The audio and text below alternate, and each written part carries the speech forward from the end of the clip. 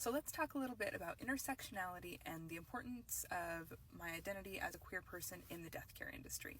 Hi, I'm Lily, the Undertaker Offer, here to demystify death care and find beauty in the finite. So being a queer person in the industry is a lot more common, especially in the Pacific Northwest, than it was previously.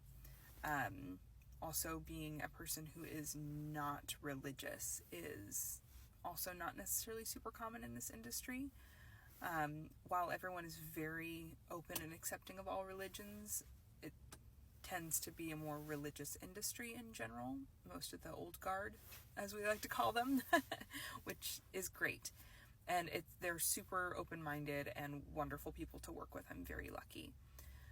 But as a queer person specifically in this industry, I have a unique position not only to educate my coworkers about how to better serve queer communities, but I also have the opportunity to help out the queer community by giving them autonomy over their death care and informing people about options that they may not have known about previously that are what I think to be unique to the queer experience. So I'm really excited that more queer people are getting into this industry.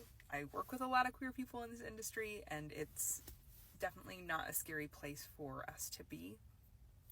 It doesn't get brought up with families. It's not their business. We don't tend to talk about our lives in general with families because we're focusing on them.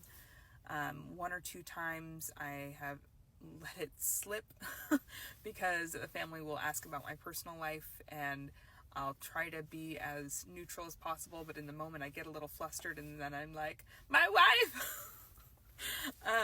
But I haven't had any sort of negative reactions, which is great. But overall, it is one of those things that it's not the family's business, and my coworkers have all been, for the most part, very supportive.